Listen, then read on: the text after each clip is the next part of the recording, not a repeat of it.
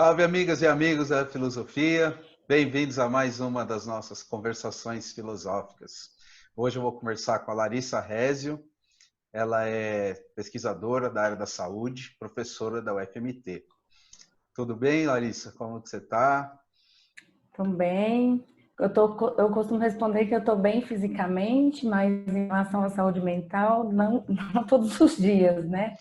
Considerando a situação que a gente está passando. Mas estou bem sim, minha saúde está muito bem. Ah, e bom, agradeço você ter aceito aí fazer parte dessas nossas conversas. E a ideia é que a gente possa se ouvir mais, circular mais as ideias, né? E, bom, então vou passar a palavra para você fazer a gentileza aí para quem não te conhece, né? Se apresentar um pouquinho melhor, falar aí da sua pesquisa, como foi que você fez seus estudos. Beleza, bem, então, como o Caio já me apresentou, meu nome é Larissa, né? Larissa Rézio.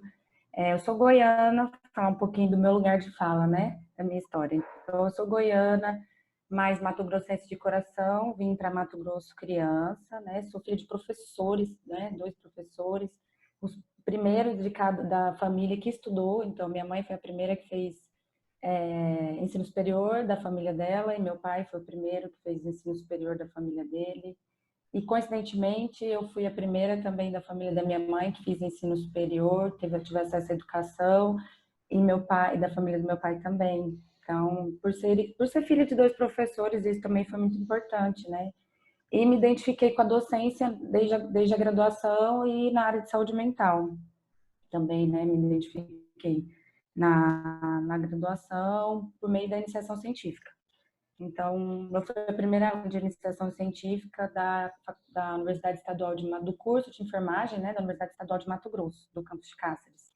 E aí, logo que eu terminei a minha área de iniciação científica, eu queria trabalhar muito em saúde mental, mas não tinha uma professora que trabalhasse diretamente com a saúde mental na enfermagem, mas tinha uma professora que trabalhava análise do discurso, com entrevistas com algumas pessoas que tinham sido diagnosticadas com psicopatia, e aí fui me aproximando por este lado. E aí fiz o mestrado, me inseri no mestrado na Universidade Federal de Mato Grosso em 2007, né? Terminei a graduação em 2006, passei no concurso em Barra do Garças, trabalhei na assistência durante 8 meses, mais ou menos, e paralelamente ou conjuntamente também fiz o mestrado inicialmente, né?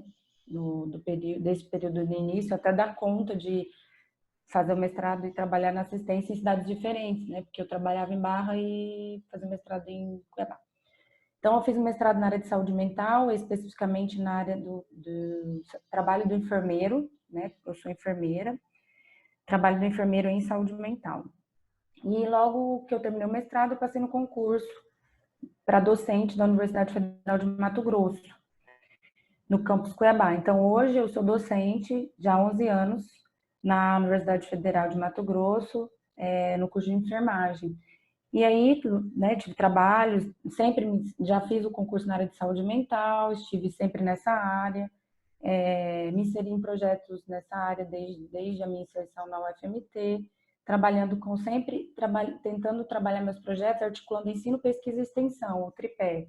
Então, logo que eu entrei na universidade como docente, eu já me inseri no projeto PET, que é Programa de Educação pelo Trabalho para a Saúde, né? O PET Saúde, já houve vários projetos desse tipo, mas ele articula ensino, pesquisa e extensão e trabalha com a pedagogia da autonomia, né? A autonomia do aluno no aprendizado.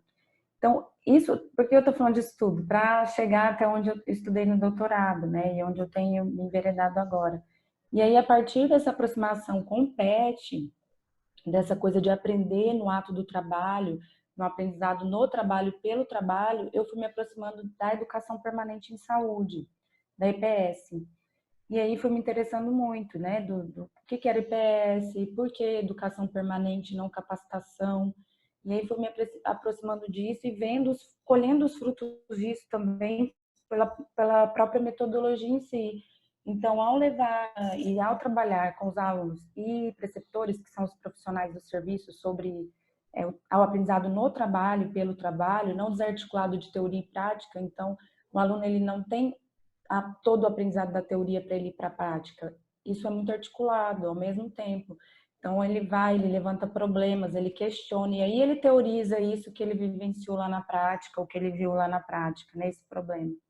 E aí eu me aproximei da educação permanente, foi quando eu propus um projeto de pensar, ainda não estava muito clara a educação permanente no meu projeto, mas eu já me interessava por formação no serviço, no local de serviço e por meio do serviço. E aí foi quando eu entrei no doutorado com essa proposta, e foi quando meu projeto ele foi ficando mais claro para mim. E aí eu fiz um curso de especialização durante o doutorado sobre EPS mesmo, sobre EPS movimento. E aí a minha proposta da tese foi estudar a educação permanente em saúde no contexto da atenção básica, que é a atenção primária à saúde, né? Para trabalhar o tema de saúde mental, né? Então, a saúde mental na atenção básica sendo trabalhada por meio da EPS.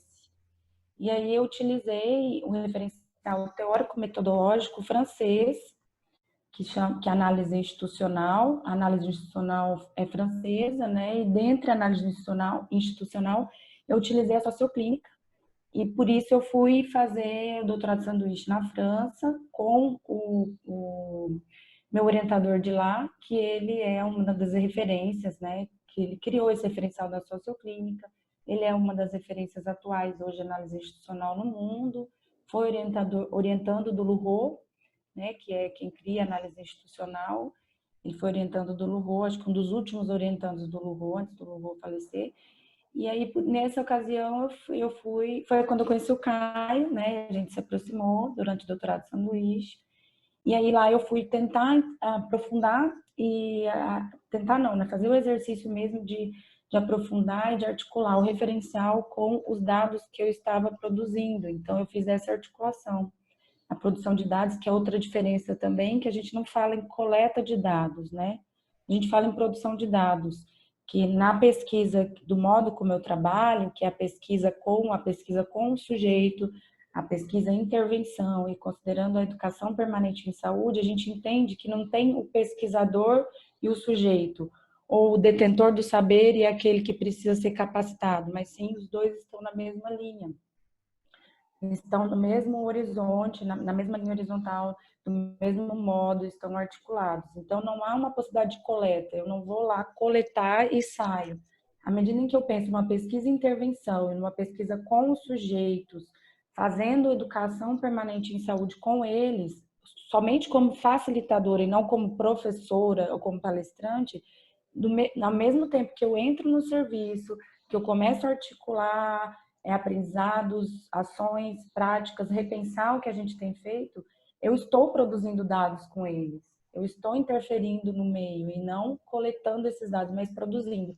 Então, a gente não usa no nosso referencial, no meu referencial, eu não uso coleta de dados, então eu uso produção dos dados. E aí, quando eu fui no doutorado de sanduíche, eu já estava nesse processo de análise, né? Já tinha feito a produção dos dados, eu tinha ficado 1 ano dentro do serviço de saúde, e aí eu fui para a França para aprofundar e para articular um pouco mais a análise que estava começando, porque essa análise também ela acontece no processo, né? Eu não tenho uma etapa igual nas pesquisas tradicionais, coleta e análise. Como eu trabalho com pesquisa e intervenção, isso acontece a todo momento, né? A análise também ela é feita ao longo da pesquisa. E o outro diferencial é que a gente compartilha esses dados com os profissionais da saúde. Então, há momentos de restituição em que eu fiz, né, as devolutivas para eles. Então, as minhas análises era a todo momento, eu fazia devolutivas do que eu estava identificando, do que eu estava pensando, do que eu estava analisando, e compartilhava isso, que a gente chama de restituição dos dados para a população que está trabalhando comigo na pesquisa, né? Uhum. Não sei se eu falei muito rápido, se eu falei muita coisa. Bom, para mim não, para mim foi Tentei dar uma bastante. resumida disso todo, né? Assim, no Certo. geral. Larissa, deixa eu te perguntar uma coisa. Aqui no país, pelo menos na minha percepção, a gente tem assim uma espécie de fascínio pela figura do médico, né? E enquanto que a área da enfermagem, né, ela tem essa outra forma de trabalhar e até na sua fala, para mim, ficou claro isso, né, de ter essa preocupação com o que está em volta da figura do paciente, né, não apenas a intervenção no sentido fisiológico, mas também no sentido social, psicológico, familiar, todas essas outras questões, né? O que você acha disso, assim? Porque por que a gente tem essa espécie de preconceito com os profissionais da enfermagem e que estão se mostrando hoje em dia, né, muito mais eficazes, né, nesse tratamento? Porque sem esse tipo de trabalho, só o trabalho médico na clínica, né, naquele espaço e naquela intervenção específica, acaba não tendo tanto resultado, né? Não sei se você tem essa percepção também. Então, eu inclusive no momento atual eu estou estudando um pouco sobre interprofissionalidade. E falar sobre interprofissionalidade, a gente também precisa falar sobre relações de poder, né, relações, divisão social do trabalho. Então, tem vários aspectos que influenciam uma população, uma valorização social maior de uma profissão em detrimento da outra, né? Eu costumo dizer que a enfermagem, ela se preocupa com o cuidado.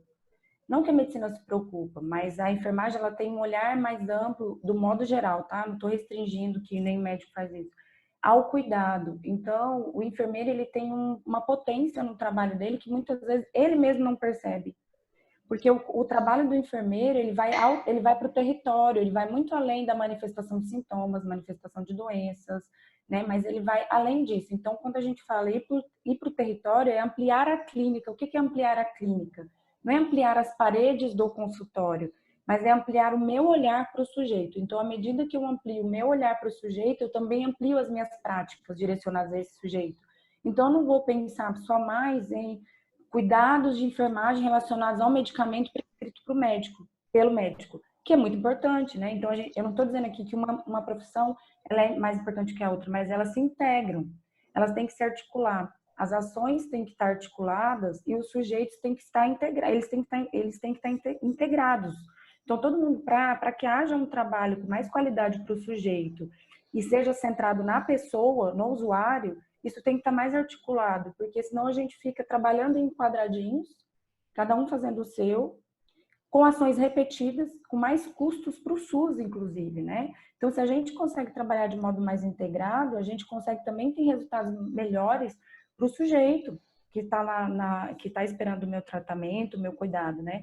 Então, quando eu amplio a clínica, eu amplio o olhar, eu saio do meu território, eu saio do meu espaço de atendimento, do meu consultório, seja ele na unidade de saúde da família. Eu estou falando mais da atenção primária à saúde porque é onde é minha área específica, né? Minha área de estudo é saúde mental na atenção primária à saúde. Então, quando a gente fala disso, de sair, né, para além do meu espaço de clínica, é ir para o território.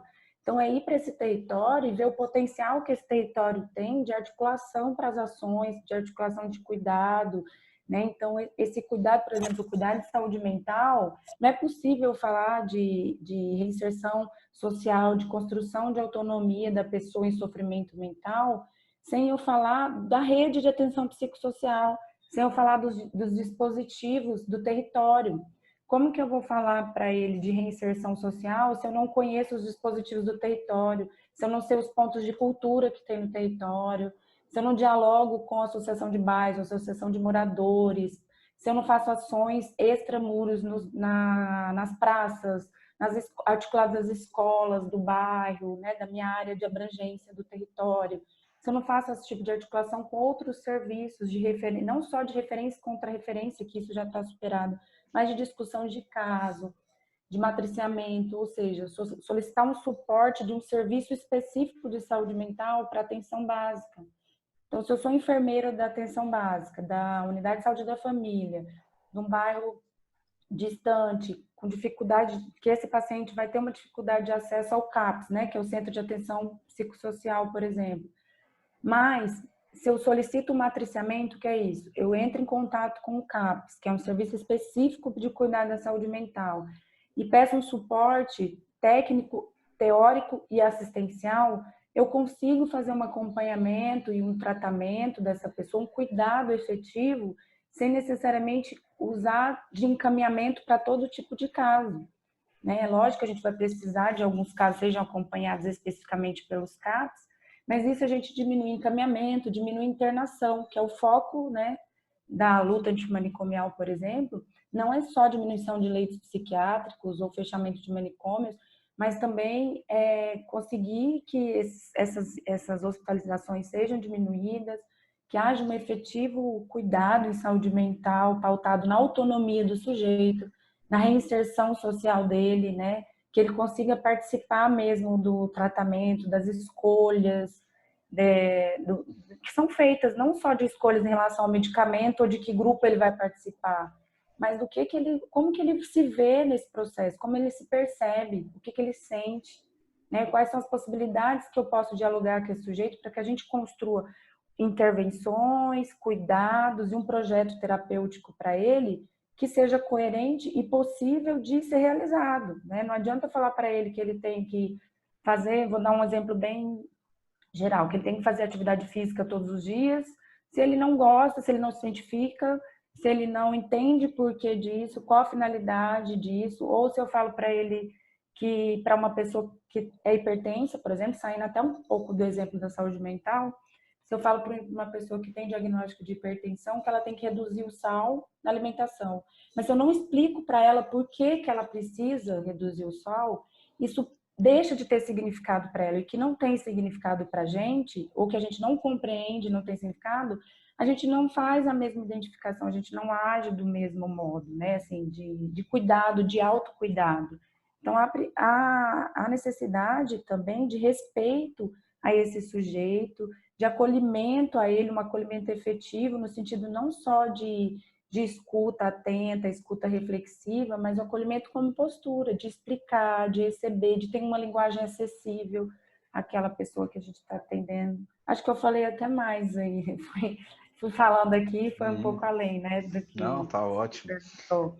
Mas, E assim, tentando resumir, eu acho que quando a gente pensa em cuidado, não só pensando em tratamento medicamentoso, a gente consegue valorizar não só o médico, mas olhar para o trabalho da enfermagem, do enfermeiro, como importante tanto quanto qualquer profissão, e a necessidade do trabalho interprofissional e não uniprofissional ou multiprofissional, né?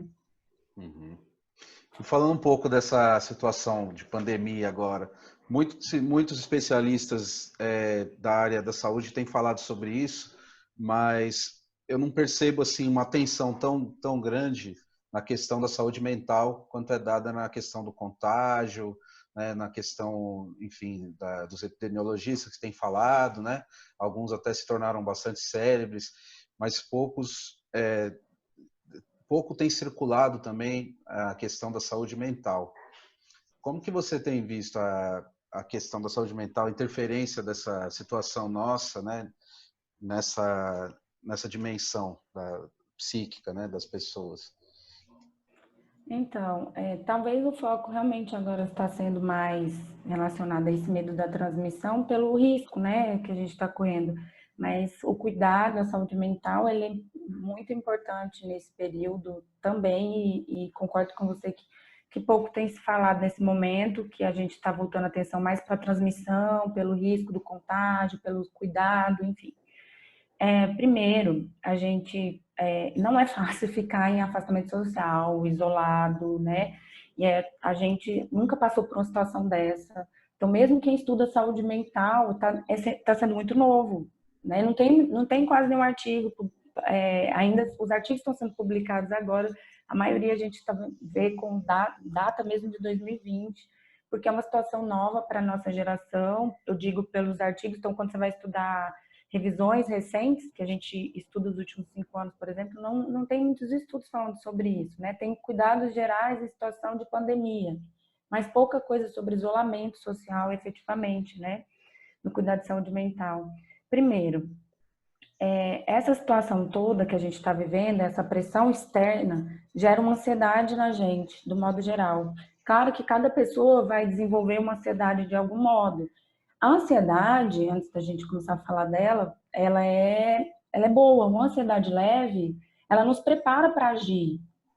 no momento. Então, por exemplo, eu vou ter uma prova amanhã ou semana que vem, essa pressão externa que eu recebo da prova, ela gera em mim uma resposta emocional. Então, a ansiedade é uma resposta emocional, só para ficar claro. Então, a ansiedade ela é uma resposta emocional à pressão externa. Ela gera em mim uma resposta emocional, essa ansiedade mais leve, para quem não tem uma ansiedade generalizada. Ela me ajuda a me preparar para estudar.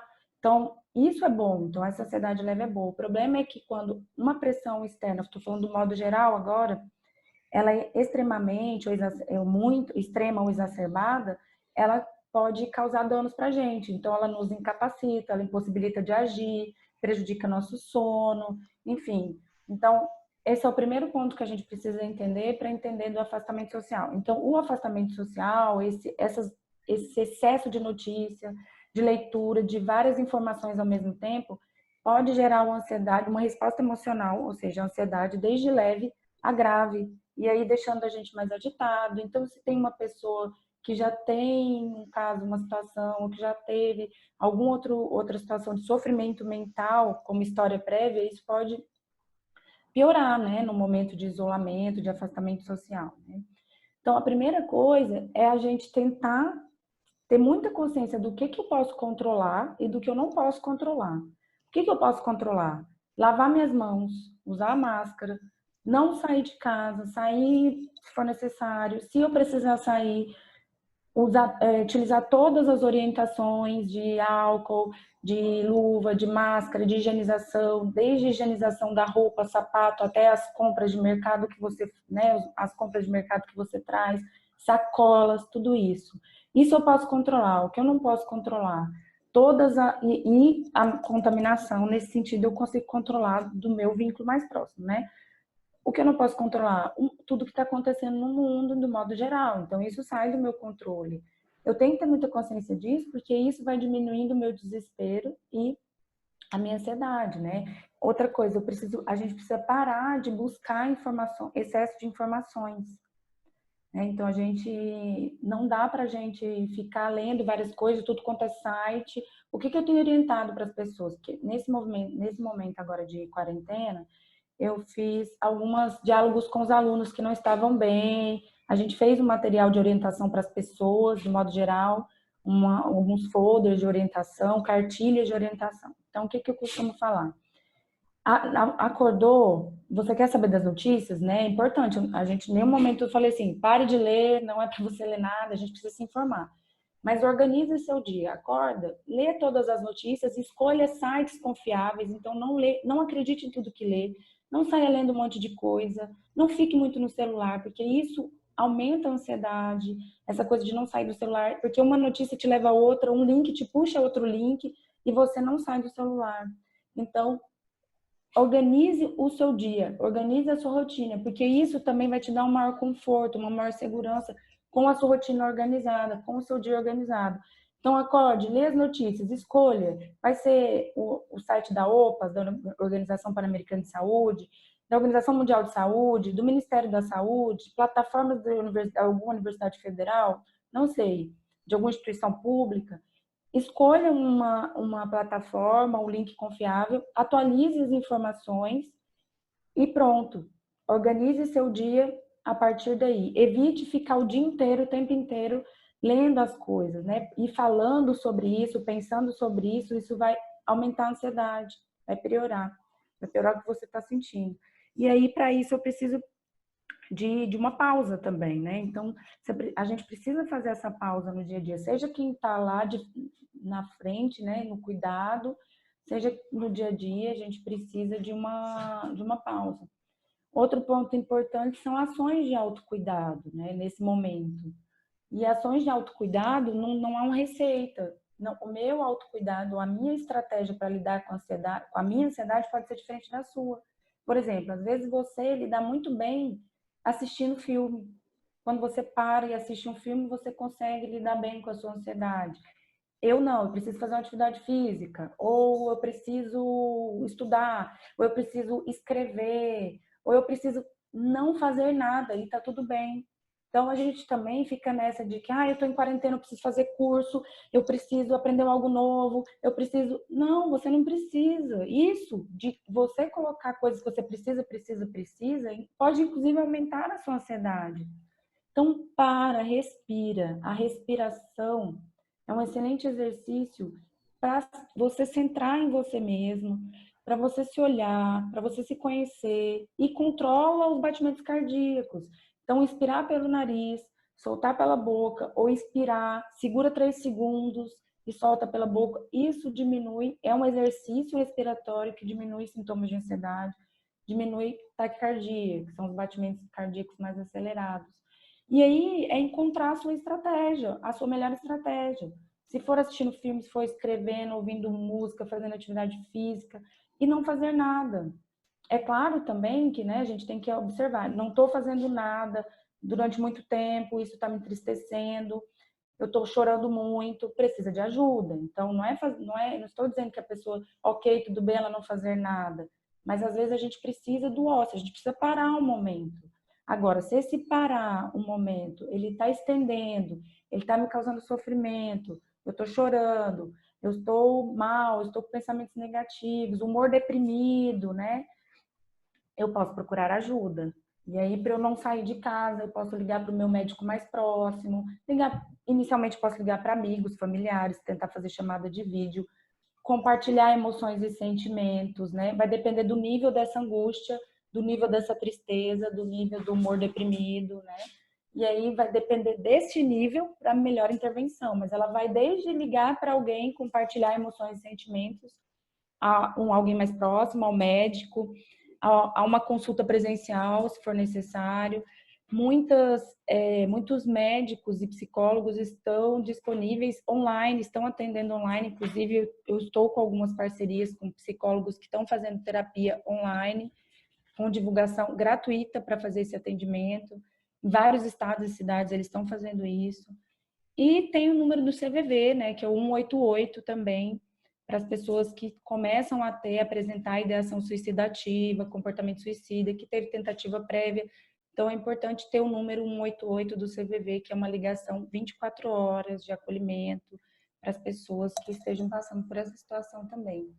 Mas, no mais, são práticas de autocuidado e de autoconhecimento mesmo. É conhecer você, como que você lida melhor com cada situação, que você vai encontrar, você tem que encontrar a sua própria estratégia.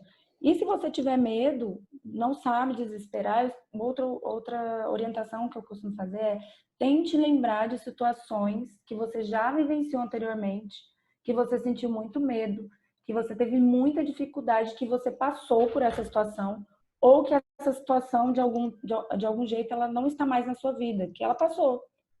Então, isso também, a gente conseguindo olhar para trás, a gente consegue ver melhor o futuro.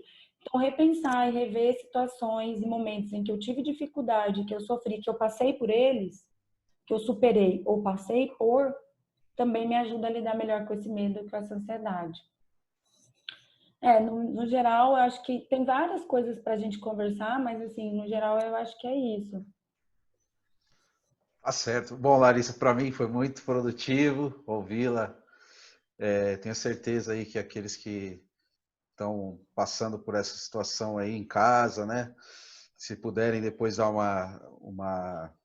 enfim, ouvirem esse vídeo também, com certeza isso vai auxiliar bastante, né? A todos nós que estamos passando por uma situação inédita na nossa geração, né? E, enfim, se você quiser dizer mais alguma coisa, para mim tá ótimo esse registro aqui. A minha ideia é que a gente possa conversar, se ouvir mais, né? Até, enfim, rever os amigos também, ver como eles estão. É bom saber que você está bem aí, apesar de tudo. E é importante dizer assim, olha, eu estudo saúde mental, eu trabalho com saúde mental e também tem dias que eu não estou bem, porque eu também estou em isolamento, eu também estou em quarentena. Então, a gente também não tem que estar bem o tempo inteiro. E quando a gente fala de saúde mental, eu estou bem, eu tenho uma, né, saúde mental, falar em saúde mental, cuidar da saúde mental, não quer dizer que você nunca pode ficar triste, não quer dizer que você nunca vai ficar ansioso, não quer dizer que você nunca vai ficar mal, que você nunca vai ficar com raiva. Isso são emoções e sentimentos do ser humano. Todo mundo vai passar por isso, todo mundo passa por isso em algum momento. A diferença é que quando a gente fala de saúde mental, é porque eu tenho, mesmo vivenciando triste, com raiva e tal, eu tenho condições de lidar com os problemas do meu dia a dia, com problemas do cotidiano, porque raiva, tristeza, angústia, todo mundo vai ter. Então, quando a gente fala de sofrimento mental, é quando essas tristezas, essas angústias, essas emoções e sentimentos, eles começam a interferir na nossa vida de um modo que a gente tenha dificuldade, começa a ter dificuldade a lidar com qualquer problema do cotidiano, qualquer situação. Isso começa a interferir de um modo mais grave, né? Mas assim, de modo geral,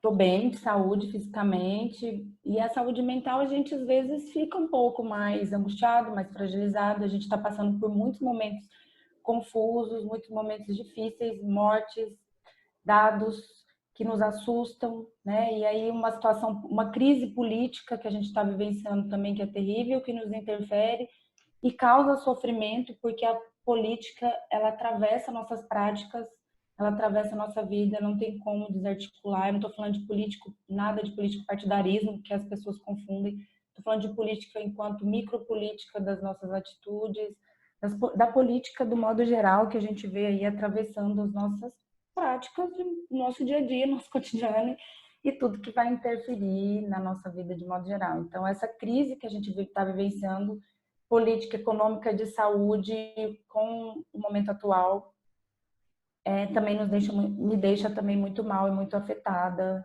com isso tudo, assim. Isso me afeta muito emocionalmente falando. Uhum. A todos nós, acredito. É.